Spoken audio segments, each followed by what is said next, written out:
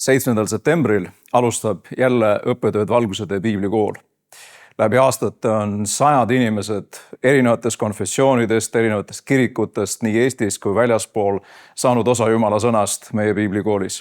Ja seda on jaganud oma ala parimad nii Eestist kui ka mujalt.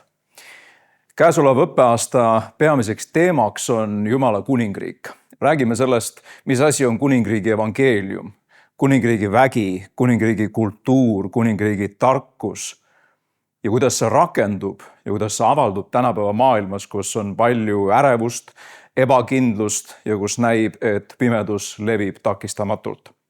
Samuti me käsitleme erinevaid sekulaarseid maailmavaateid, mis on mõjutanud ja muutnud seda maailma just täpselt selliseks, nagu see praegu on. Ja eriliseks teeb selle õppeaasta ka see, et me käsitleme õppeaasta vältel Jumala tööd läbi terve kiriku ajaloo. Ajalugu saab rääkida nii, et see on lihtsalt tuim jada nimedest ja daatumitest ja sündmustest, aga saab ka rääkida nii, et me tunneme seal ära Jumala töö ja näeme, mismoodi inimesed on siis sellega kas kaasa läinud või mitte.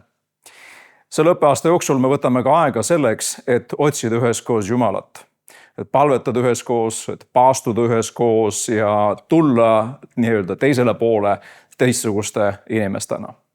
Õppetöö toimub Eesti Metodisti kiriku Tallinna koguduses esimese korruse auditooriumis igal esmaspäeval kella 6 kuni poole 9 õhtul. Ja kes soovib registreerida, siis võite seda teha kas meiliaadressil kool@valgusetee.ee või tulla 7. septembril kohale ja ma usun, et kui sa seda teed, siis sa seda kindlasti mitte ei kahetse.